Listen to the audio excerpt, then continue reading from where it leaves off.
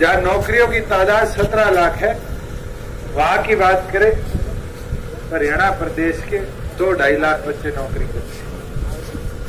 आप खुद उठाकर देखो, जो बेटी बचाओ बेटी पढ़ाओ की बात करते थे, आज महिलाओं के खिलाफ अपराध में हरियाणा ने बिहार को भी पीछे छोड़ने का काम किया।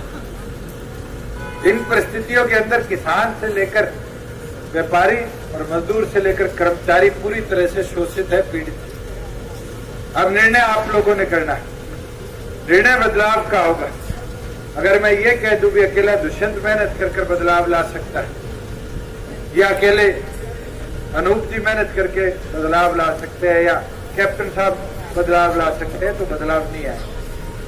बदलाव तो एक एक कार्यकर्ता, एक एक युवा, एक एक बुजुर्ग अपनी जिम्मेवारी समझ के लाएगा, उस दिन आएगा। मुझे याद है 2014 के अंदर जब चुनाव में आपके बीच में इसी दौरान आया था, तो एक एक कार्यकर्ता ने अपनी जिम्मेवारी बनाई थी कि चुनाव दुष्यंत का नहीं, ये चुनाव तो मेरा है। और घर घर जाकर अपनी लगन के साथ, अपनी निष्ठा के साथ काम कर ये प्रयास किया कि बदलाव आए। आज भी जिम्मेवारी आपकी।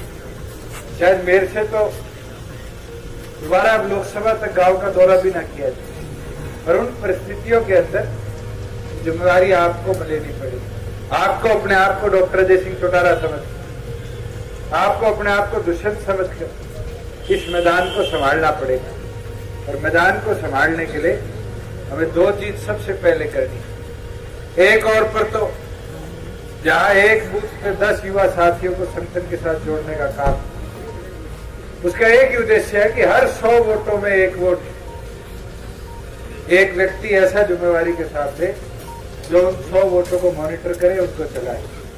और वहां दूसरी ओर जहां मेंबरशिप की बात, संगठन का सबसे बड़ा हिस्सा कोई होता है तो संगठन के सदस्य होते हैं। पर हमने पहली बार जब संगठन को खड़े करने का निर्णय लिया, तब यही फैसला लिया कि कोई 25-30 रुपए की पर्ची कटवाने का काम नहीं करना। 1 वोट और 1 नोट के साथ संगठन में अपनी हिस्सेदारी लोगों को कहेंगे डालते, और आज उसका असर दिख रहा है। जहां लोग नोट की बात सोच के घबरा जाते हैं, कोई 2000 का देने का जरूरत नहीं, 500 का देने का जरूरत नहीं। आज तो बैंक में 1 रुपए की गट्टी भी मिले। अगर आपने नियत से संगठन में हिस्सेदारी डालनी है तो 1 रुपए का नोट देके पार्टी के सदस्य आप, मगर अपने साथ साथ हमारी माताओं बहनों की हिस्सेदारी भी बहुत जरूरी है। और घर में 5-7 सदस्य वोट वाले हैं तो उन सबको पार्टी का सदस्य बनाओ कि वो भी अपनी हिस्सेदारी मानकर संगठन की मजबूती के लिए काम भी करें और नए लोगों को जोड़ने का काम करें। मैं तो यही निवेदन, प्रार्थना आपसे कर सकता हूं कि जब आप संगठन में हिस्सेदारी लोगों की डालो, तो आज कोई कांग्रेस में बैठा है, बीजेपी में बैठा है, कोई आधे मन से लोकदल में बैठा है, उनको पीछे छोड़ने का काम ना।